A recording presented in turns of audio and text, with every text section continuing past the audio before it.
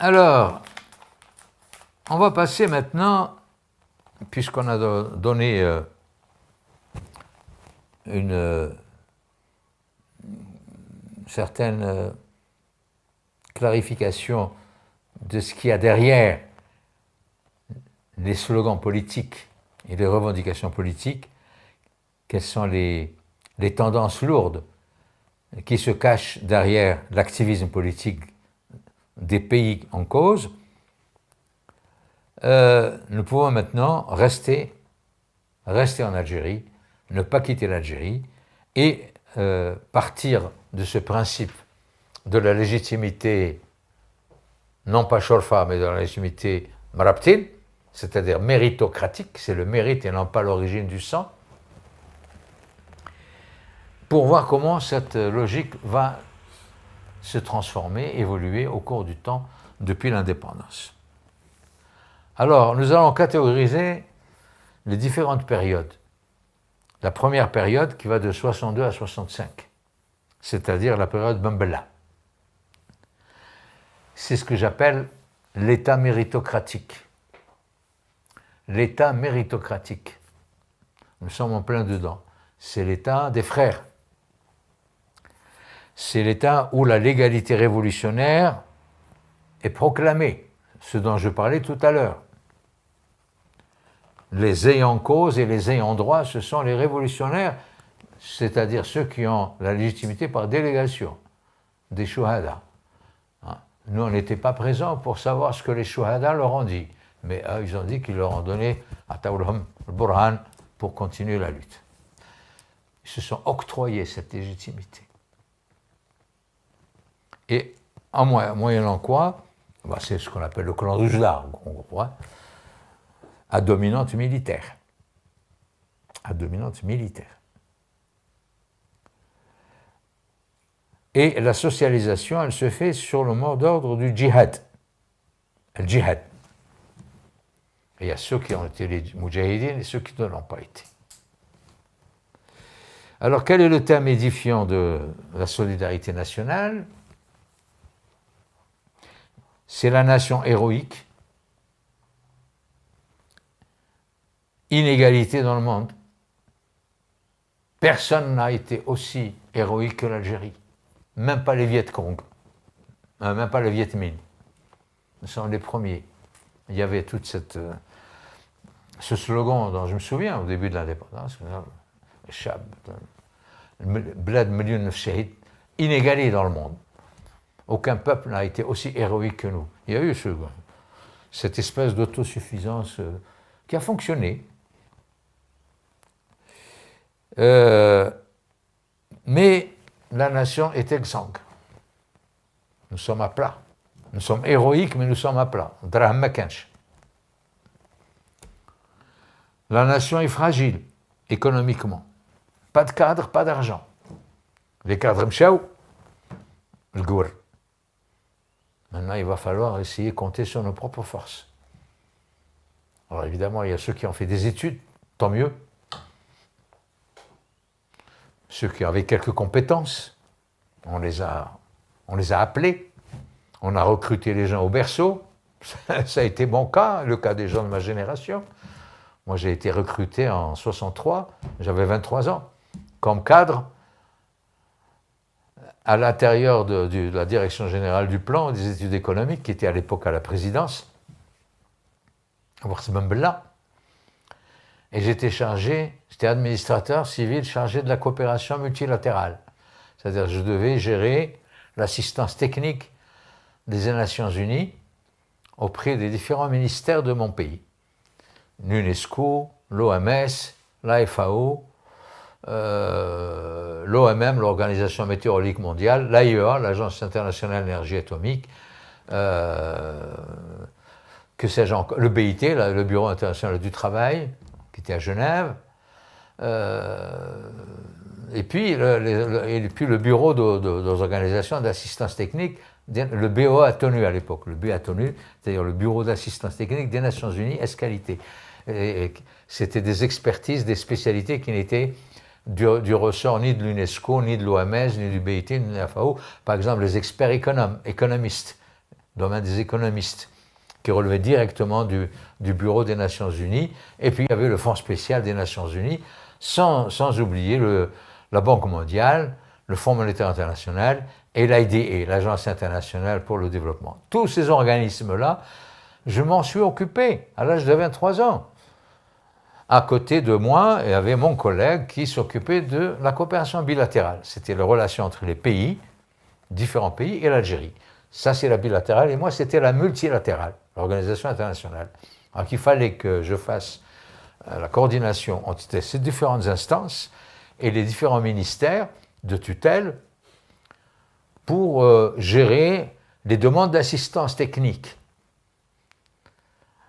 Ministère de l'Agriculture, ministère des Travaux publics, par exemple, bon, ils avaient besoin d'un certain nombre de choses. Mettons l'exemple des travaux publics.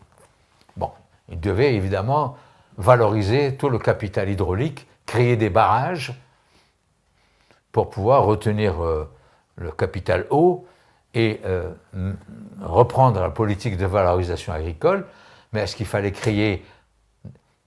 vers une politique des grands barrages ou une politique des petits barrages, parce que ce sont des stratégies différentes suivant la réalité géomorphologique du terrain, n'est-ce pas?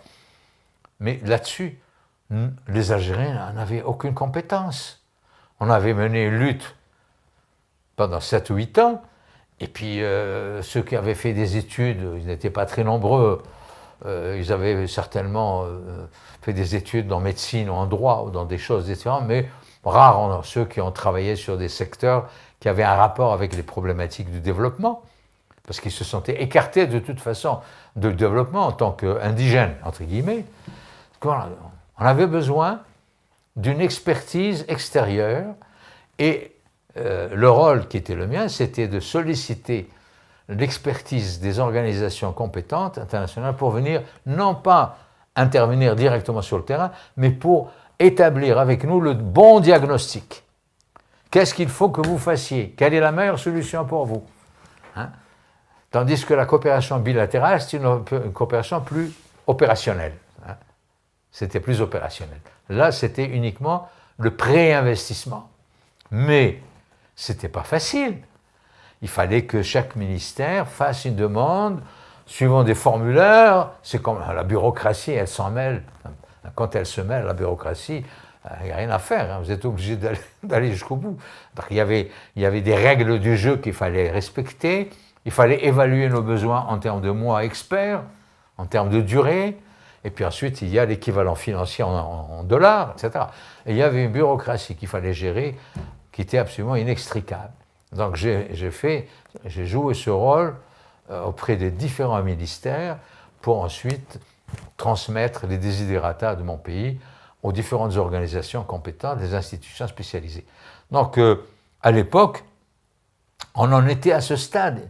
On était au stade de diagnostic. Est-ce qu'il faut faire ceci ou cela? Quelle option, n'est-ce pas? Indépendamment des options politiques qui étaient prises dès le départ, par exemple l'option autogestionnaire, qu'on voulait en quelque sorte s'inspirer du modèle yougoslave, tout simplement parce que le Yougoslavie de Tito était le pays frère qui nous a aidés, Shidda, comme on dit, et que bon, l'autogestion paraissait la formule la plus évidente, aussi bien pour l'industrie que pour l'agriculture. Il y avait l'époque des magasins socialistes, même les magasins étaient socialistes. C'était avant les coopératives de Sokhel-Fellah, c'était bien avant. Bon.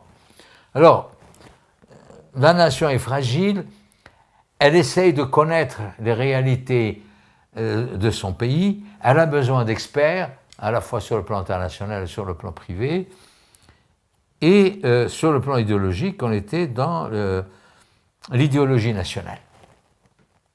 L'idéologie nationale. C'est le fraternalisme. Et l'idéologie sociale, que vous soyez de gauche ou de droite, ça passe au second plan. L'essentiel, c'est que vous soyez un patriote. Alors, il y a des patriotes riches et des patriotes pauvres. Mais peu importe. Encore que Ben Bella, il a commis la faute de vouloir dégraisser le mammouth, comme on dit. Parce qu'il dit « Double comme shahma », c'était le fameux slogan de Ben Bella qui qui a fait jaser pas mal. Bon, bref. Et puis pour terminer, les caisses de l'État étaient vides. D'où des mouvements de solidarité massive. Il y avait le peuple qui a planté les arbres, la campagne de plantation des arbres, parce que vous savez que le napalm, il a fait des dégâts dans les forêts algériennes, le napalm pendant la guerre. Il n'y a pas un seul Algérien qui n'a pas été planté un arbre. À Alger, on était dans la région de l'Arbatash, au sud d'Alger. Il y a eu des milliers de gens qui sont allés à pied. Il y a des vieux qui ont pris des bus. Il y a des gens qui sont morts au cours de route. C'était un véritable pèlerinage. La volonté qu'il y avait à l'époque, qui s'est exprimée à l'époque en Algérie, c'est quelque chose de phénoménal. Tout le monde devait planter son arbre. Il y a des vieux qui sont morts en cours de route, en 63. Et puis, il y a eu, dans la même époque, on a constitué le trésor en demandant aux familles de donner une partie de leurs bijoux qui ont été fondus, n'est-ce pas? C'était ce qu'on appelle le Fonds de solidarité nationale. La belle époque. Alors, cette politique de fraternalisme qui faisait la part entre les gens du djihad et les autres a posé quelques problèmes, parce qu'il y avait des comptes qui devaient être réglés, qui ont commencé bien avant l'indépendance et qui n'ont pas été réglés, notamment les mouvements de contestation qui ont été faits. Je ne rentre pas dans ces détails, ils sont connus. Mais la République des frères a commencé à s'effriter. On passe donc de la République des frères à une autre république, non plus celle de l'État méritocratique, mais celle de l'État prébendier, qui va de 66 à 78. C'est l'époque Boumediene. Alors, avec Boumediene, on n'a pas mis fin au djihad, au slogan du djihad. Bien au contraire. La socialisation qui va se faire, elle va combiner le thème du djihad à des régulations sociales et économiques. Autrement dit, le djihad, c'est un capital symbolique. À partir de 66, Boumediene, prenant le pouvoir, il a compris que ça ne sert pas à grand-chose, ça ne va pas durer longtemps, le symbole. Il faut des ingrédients, il faut mettre un peu d'argent là-dedans, il faut du symbole et il faut du matériel. Donc il va combiner les deux symboles, les deux symboliques. Il va combiner le thème du djihad, du mérite, etc., à un capital matériel. Alors, en ce qui concerne le capital matériel, ben, c'est l'énergie, c'est la rente énergétique. Et en ce qui concerne l'émergence de la rente énergétique, elle va intervenir comme relais à la rente symbolique. Ce qui nous pose un problème anthropologique sur qu'est-ce que la rente, la notion de rente. Parce que quand on parle de rente, les économistes, ils parlent de la rente pétrolière, etc. Mais la rente, c'est aussi autre chose. Avoir une mentalité rentière, c'est se dire, nous allons enfin jouir des richesses de notre pays après que l'ennemi nous a frustrés de ses biens depuis des siècles.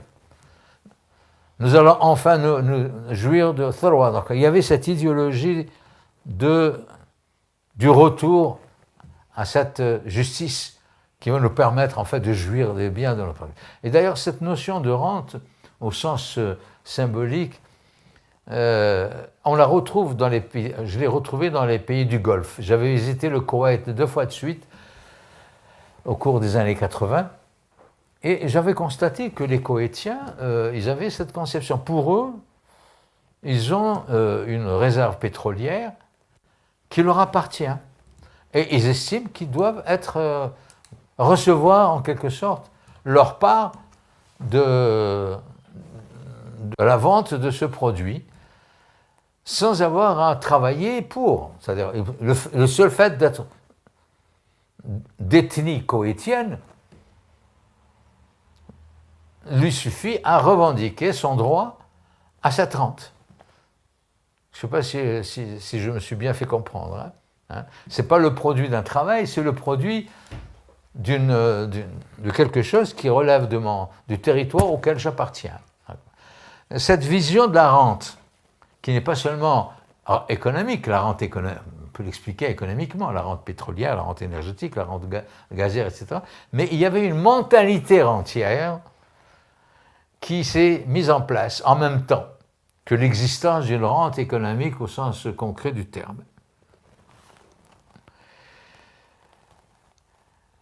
Donc, on assiste ici à une redistribution de type néo-patrimonial. C'est ça le néo-patrimonialisme. C'est enfin, nous allons profiter de ce que la France nous a empêché d'obtenir.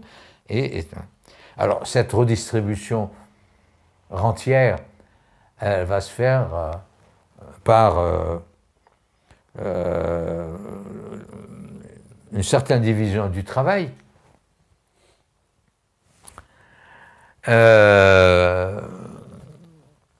En direction des paysans. Ça sera la révolution agraire. Ça sera d'abord l'autogestion, ensuite la révolution agraire. L'autogestion a été plus ou moins reconsidérée par Boumediene. Il n'était pas tout à fait d'accord. Donc on est dans une espèce de justice ou de politique justicialiste. Redonner ce qu'il y a au peuple, redonner au peuple. Non plus en contrepartie d'un travail, même si le peuple est censé travailler. D'où ce que Galliceau avait appelé à l'époque le mode de production salariale. Il y a une sorte de salarisation systématique de la société algérienne. Si bien que celui qui était cordonnier, ou qui était menuisier, ou qui était plombier, qui avait un métier dont on a tellement besoin aujourd'hui, il a compris que j'ai fait Arlo. Il préfère aller avoir un poste de salarié. Donc celui qui avait un savoir-faire, il va accepter d'être, comment dirais-je, occuper un poste à l'entrée d'un ministère ou d'une société nationale, ne serait-ce comme bouab. Il est comme donc, il y a une espèce de désapprentissage, une perte du métier, une dilapidation du savoir-faire au profit d'une salarisation qui permet à la personne en question d'être là, assise, à discuter, à ne rien faire. Et je me souviens d'une époque difficile, quand j'étais doyen de la faculté des sciences humaines à Oran. Il y avait un ancien moujahid qui était là comme planton, enfin il était planton, il était là uniquement, il avait deux choses à faire. Il ramenait le courrier le matin du rectorat vers moi pour savoir le courrier que j'ai reçu, enfin le courrier. Donc ça lui demandait 10 minutes. Et le soir, en fin de journée, il emmenait le courrier que nous on rédigeait pour l'extérieur. Donc il gib le courrier et abbe flashiya. En tout une demi-heure. Et pendant les 8 heures où il est censé travailler, les autres appariteurs en train de boire le à longueur de journée, assis en train de discuter de tcha et de je ne sais quoi d'autre. À un moment donné, moi je voulais un petit peu m'organiser de manière efficace, parce que je recevais la visite soit des étudiants, soit des collègues, soit des personnes étrangères, et la secrétaire qui était dans le bureau était attenant au mien, elle n'avait pas la possibilité de filtrer. Alors j'ai demandé à cet appariteur, voilà, tel jour, de telle heure à telle heure. J'avais donné un horaire dans la semaine. Mais en dehors de ces horaires, il y avait des choses à faire. J'avais des rapports à rédiger, des réunions internes qu'il fallait organiser, etc., pour ne pas être dérangé. C'était la moindre des choses. شباب خليها مش عارف انا نجم نقول الناس ما يدخلوش وما يزعفوا عليا اش يزعفوا عليك؟ قول له باللي المدير ما يجيبش يستقبلكم نهار الفلاني والنهار الفلاني هاها مكتوبه هنايا باش خاش يجي داخل كوم سي نافين un minimum d'ordre. Et Sid Zaf, il est allé consulter ses collègues et il y a l'organisation syndicale. Ils sont venus en délégation me voir avec le chef, un membre du parti, Denia. دخلوا لي البيرو قال لك سي محمد هذا مجاهد وقلت له مانيش عارف اسم. Alors moi j'ai très mal pris. Je n'ai jamais clamé sur les toits que j'étais moudjahid ou là que j'ai fait de la prison et ce jour-là je ne pouvais plus. Je suis sorti de mon bureau et je suis allé m'asseoir avec eux. قلت لهم انا بياع ماشي مجاهد هضروا معايا. واش هادي مجاهد؟ قلت له مجاهد ماشي قال لي قابض ليلتين النهار الكل هو يشرب لاتاي ويهضر على شحال. قلت له سي سا المجاهد؟ قلت له moi je ne suis pas d'accord. قلت له vous voulez m'influencer pour me dire ça? j'ai décliné mon identité. قلت له انا فوت الباك تاعي في الحبس مش راني هنا. Vous n'allez pas crier sur les toits que vous avez été moudjahid. Vous l'avez fait pour votre patrie, pas pour jouer, pas pour utiliser ça comme un moyen de chantage contre moi. Yassine ne veut pas travailler comme je lui demande, il n'a qu'à partir. Il n'a qu'à se plaindre au recteur. Mais ne venez pas ici pour me jouer le scénario Blikel Moudjahid. Ça ne marche pas avec moi. Bon, ça s'est calmé par la suite. Non, mais pour dire que c'était ça le drame. C'est qu'il y avait des gens qui estimaient que maintenant il faut que le résultat du sacrifice, de l'istirmar, etc., que ça retombe. Hein. La théorie du ruissellement, comme disait Macron, mais c'est dans un autre contexte. On a connu ça. Il y a beaucoup de gens qui étaient là, on ne savait pas trop bien, ils avaient le salaire qui tombait. Hein. Et malheureusement, ça a beaucoup nuit, alors, non seulement sur le plan économique, mais même sur le plan des mentalités. Et moi, je me souviens, lorsque, en 1984, j'avais essayé de voir si on pouvait recréer un savoir-faire artisanal à un moment où beaucoup de gens étaient en train de construire leur maison. À Tlemcen, par exemple, c'était à Birwana, c'était à Kifan, c'était à partir de la fin des années 70, début des années 80. On cherchait un plombier, on ne le trouvait pas. On cherchait un menuisier, on ne le trouvait pas. On cherchait un prestataire quelconque. Ils n'étaient pas nombreux. Ils avaient tous disparu de la circulation. Ils sont devenus fonctionnaires. Et donc, pour moi, il était important de faire renaître la profession, le hirfa. Et là, ça a été laborieux.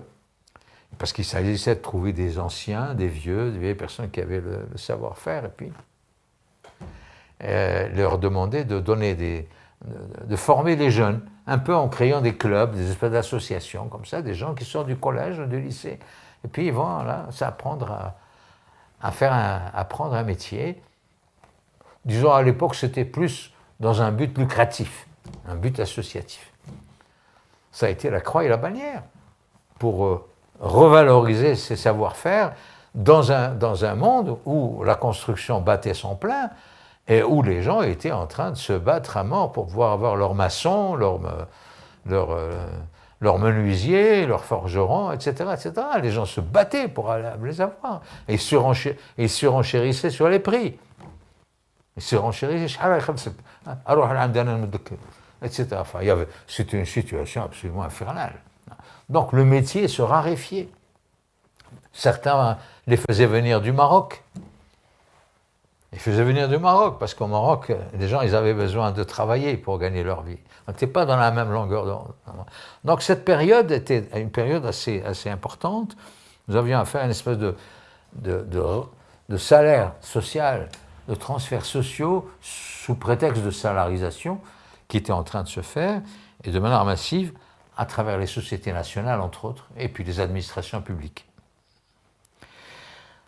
Alors, en dehors de ça, il y avait la révolution à la fois agraire et la révolution industrielle, puisqu'il y avait le décret de 71, de juin 71, sur la gestion socialiste des entreprises. Il y a eu une redistribution en direction de la paysannerie. C'est pour vous. Comme ce que disait Boumdine aux paysans. Il faudrait que vous preniez en main votre destin, sinon il y avait un côté un peu messianique. En direction des ouvriers, la gestion socialiste des entreprises. Le représentant syndical, le directeur de la SMA, c'est Mohamed. C'était pire que les gilets jaunes. Hein? Et un directeur il n'était pas élu comme directeur, il était nommé à ce poste de directeur pour ses compétences techniques.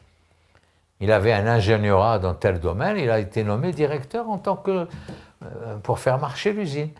Il avait un pouvoir qui était amoindri par le délégué syndical qui venait frapper à sa porte pour lui dire non, on ne fonctionne pas comme ça. Il y avait un problème de dysfonctionnement entre, disons, l'instance fonctionnelle et l'instance représentative. Il y a le problème des fonctionnaires.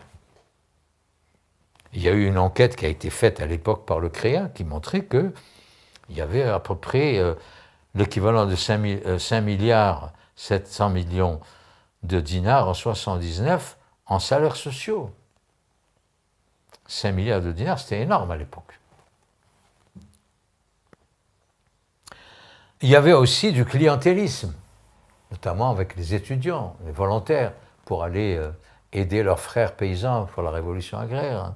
Toute une ambiance frontiste et clientéliste. Puis le système éducatif était un système intégratif. On prenait un certain nombre de valeurs, pourquoi pas, qui allaient dans le sens du poil, c'est-à-dire dans le sens de conforter l'opinion officielle du parti. Alors c'était le problème de l'association des jeunes, l'UNGA, la Nation de la jeunesse, l'UGTA, etc., etc. Toutes ces organisations de masse, en fait, elles étaient en quelque sorte des tentacules qui dépendaient du parti, du FLN. Aucune autonomie syndicale. Or, on sait très bien que le problème de l'autonomie syndicale est consécutif à l'existence ou non d'une barricade entre travail et capital. Dans l'économie marxiste, par exemple, et pas seulement dans l'économie marxiste, on a toujours considéré qu'il y a une séparation entre la sphère du capital et la sphère du travail. Ceux qui représentent le travail, c'est-à-dire les ouvriers, ont pour mission de revendiquer des droits que la sphère du capital, que ceux qui représentent le capital, ne sont pas censés leur donner comme ça par gentillesse. C'est quelque chose qui est antagoniste. Il y a un rapport antagoniste, naturellement antagoniste, entre la sphère du travail et la sphère du capital. C'est-à-dire qu'il faut qu'ils arrachent leurs droits, sinon ils ne peuvent pas les avoir. Donc tout va se faire de manière par la négociation et par le rapport de force. Le rapport de force qu'avaient les syndicats, c'était la capacité de faire grève, ne pas travailler. À ce moment-là, le patron est obligé de lâcher du lest. Donc ça, c'est un peu la mécanique classique que l'on décrit à propos du capitalisme à l'intérieur des métropoles, à l'intérieur des pays métropolitains qui sont à l'origine de l'économie capitaliste. Même s'il y a eu des régulations qui ont été faites, j'en avais parlé, au moment où on a voulu ramener des émigrés, au moment où le pays était sous colonisation française, par exemple, pour venir casser les revendications des paysans, des travailleurs autochtones, hein, ce qui a posé quelques problèmes. Donc ici, cette histoire du rapport entre sphère du travail et sphère du capital, cette histoire, elle s'est conjuguée en France, mais pas en Algérie. Enfin, elle s'est conjuguée en Algérie avant l'indépendance. Mais à partir de l'indépendance, khawa khawa. Il n'y a pas de rapport de force. Le syndicalisme était un syndicalisme consentant, etc. Et même il prenait certains pouvoirs par rapport à la direction. Et on n'était pas dans une logique antagoniste. Pourquoi? Parce que les acquis sociaux étaient des acquis exogènes, c'est-à-dire que la rémunération du travail, elle ne fonctionnait pas sur la base de la plus-value. Elle représentait sur la base d'un caractère exogène de la redistribution, de la distribution de travail. Donc il y avait une redistribution du salaire financière qui ensuite va s'exprimer en termes de charges ou en termes de salaire. Il y a beaucoup d'entreprises qui étaient déficitaires, mais qui distribuaient des salaires quand même. On n'était pas donc dans une logique économique au sens classique du terme. Tout ça était permis grâce à la politique rentière qu'a connue l'Algérie. Et donc, on était dans un système non antagoniste. Qu'il s'agisse de l'association de la jeunesse, qu'il s'agisse de l'UNJA, qu'il s'agisse de l'UNFA, de l'Union nationale des femmes algériennes, qu'il s'agisse de l'UJTA ou de toutes les organisations de masse, elles n'étaient pas censées avoir un rapport antagoniste avec les instances dirigeantes, elles étaient tous des outputs ou des inputs du parti du FLN. Donc, ils étaient tous un peu on était dans une sorte de consensus global, quoi. Donc, il n'y avait pas d'historicisation de la société, parce que l'historisation de la société se fait par les contradictions qui sont liées à la singularité des forces sociales en présence. On ne peut pas créer un égalitarisme comme ça de surface. Alors les conséquences socio-économiques de cette situation, c'est que le procès de production relève du domaine de la représentation théâtrale, de la mise en scène. C'est pour ça que je parlais au départ de la légitimité. Je suis le légitime, parce que j'ai un droit sacré pour être le représentant de ceux qui sont morts, des shuhada. Attention, ana ou chef, mazzordouche. Mais la sphère économique, la manière dont la rente est redistribuée, parce qu'on est dans une logique de rente, elle est redistribuée de manière strictement théâtralisée. C'est-à-dire, il n'y a absolument aucune explication économique à cette.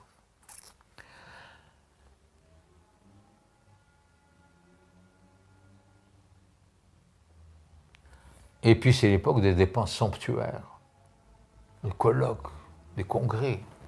Beaucoup d'argent a été mis, voilà, que ce soit à Riyad al-Fath ou au palais, au club des pins, des colloques, des conférences, l'argent, on invitait du monde, etc. On organisait des congrès, etc.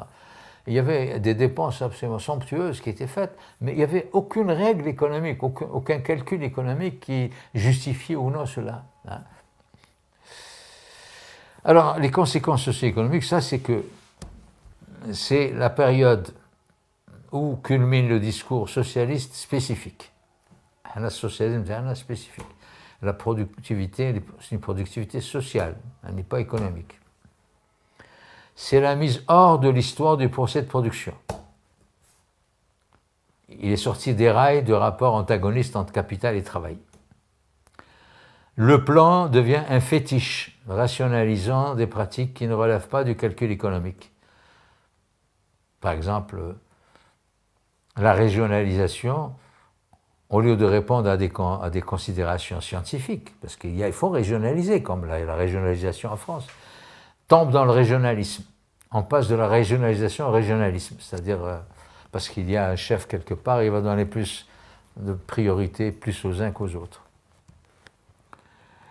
On assiste à une hiérarchie des privilèges.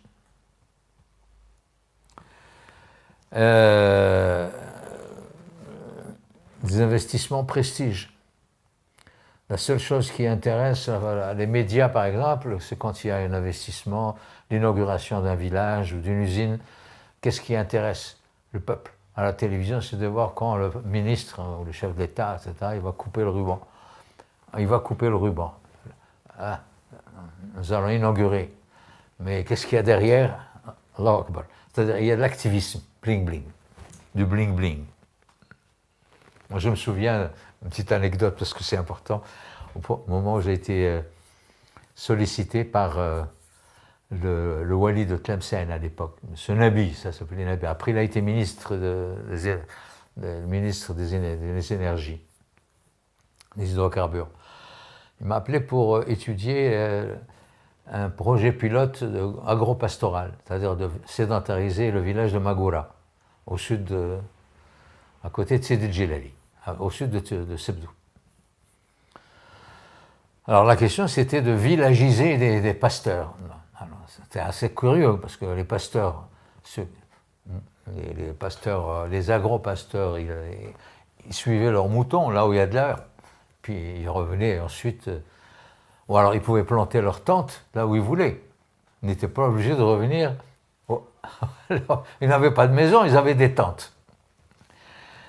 Et là, il y avait un projet dans le cadre de la révolution agraire, c'était la troisième phase de la révolution agraire, qui consistait à sédentariser les nomades pour les aider à utiliser d'autres forces, enfin, d'autres, comment dirais-je, à pouvoir valoriser d'autres capitaux que le capital ovin lui-même. Par exemple, scolariser les enfants, créer des petites unités artisanales, etc.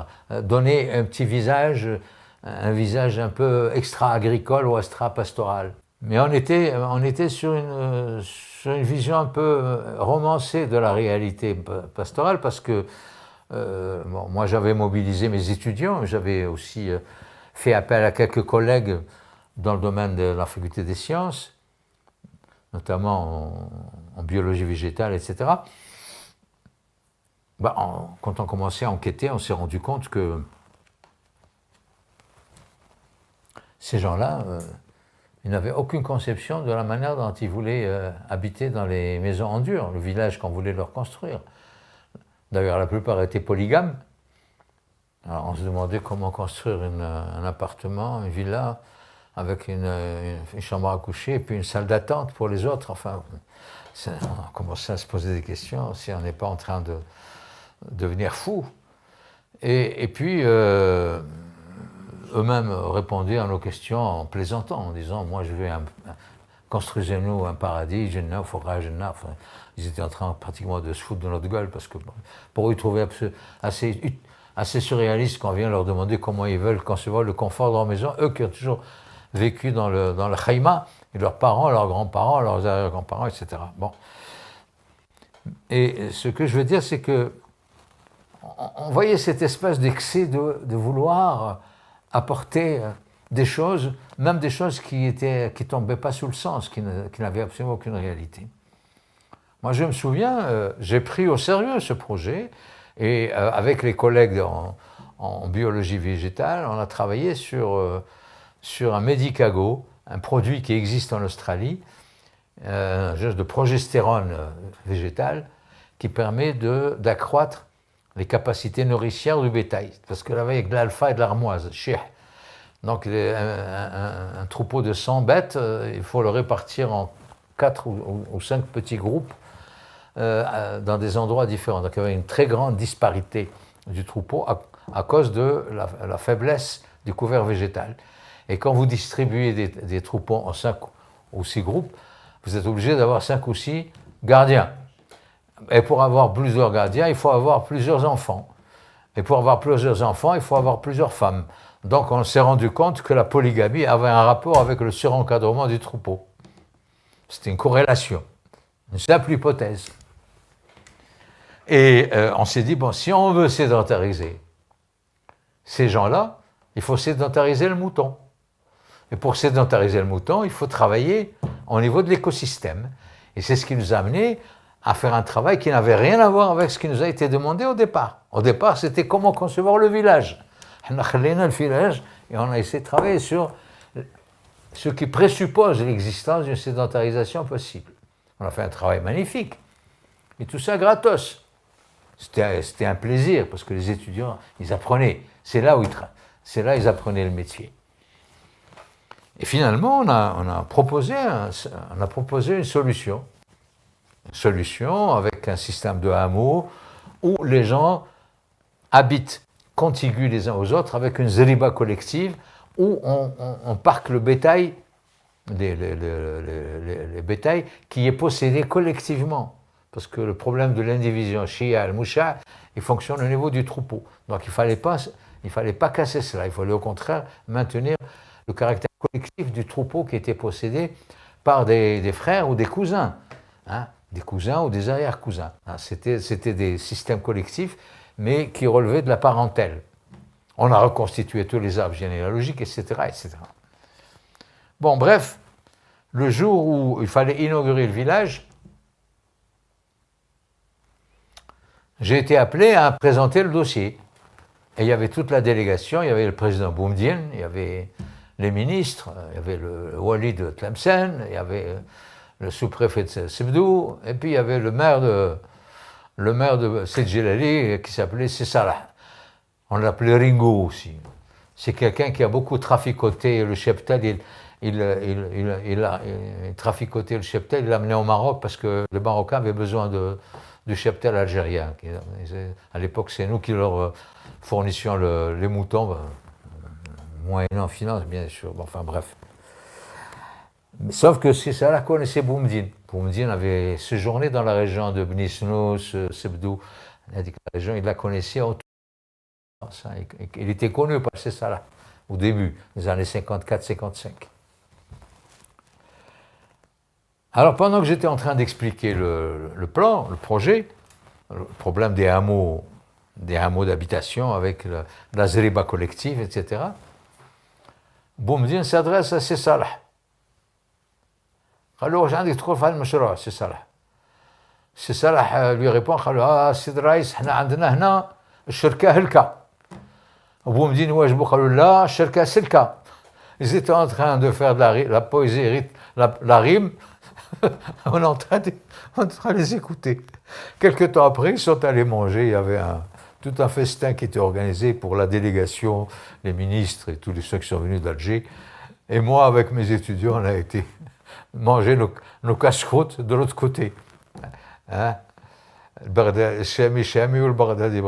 Non, enfin, je dis ça avec amertume parce que c'est des choses que j'ai vécues. Hein. Ce n'est pas du tout une analyse abstraite que je fais sur cette espèce d'arrogance de la redistribution. Couper le ruban, c'est largement suffisant maintenant. À quoi ça va servir? D'ailleurs, le village de Magoura est devenu un repère de trafiquants, de tous ceux qui étaient en train de trafiquer sur l'essence ou sur la drogue entre le Maroc et l'Algérie. Hein. Il n'a pas servi à ce pourquoi elle a été conçue. Enfin bref, tout ça pour dire qu'on était dans cette période de tristesse où la redistribution et la démagogie de ce que j'appelle le pouvoir de prédation, la logique de prébande, de prébandier, a fonctionné grâce à la rente énergétique. Ce que j'appelle la politique des prébandes, l'image que j'ai des prébandes, c'est quand on raconte l'histoire de Haroun al-Rachid, le roi de Bagdad, de Abbasid, qui paraît-il était assez volumineux, et chaque année, il se pesait, son poids en pièces d'or, il le distribuait comme ça, il le distribuait. Voilà. On était un peu dans ça, dans cette logique des prébandes.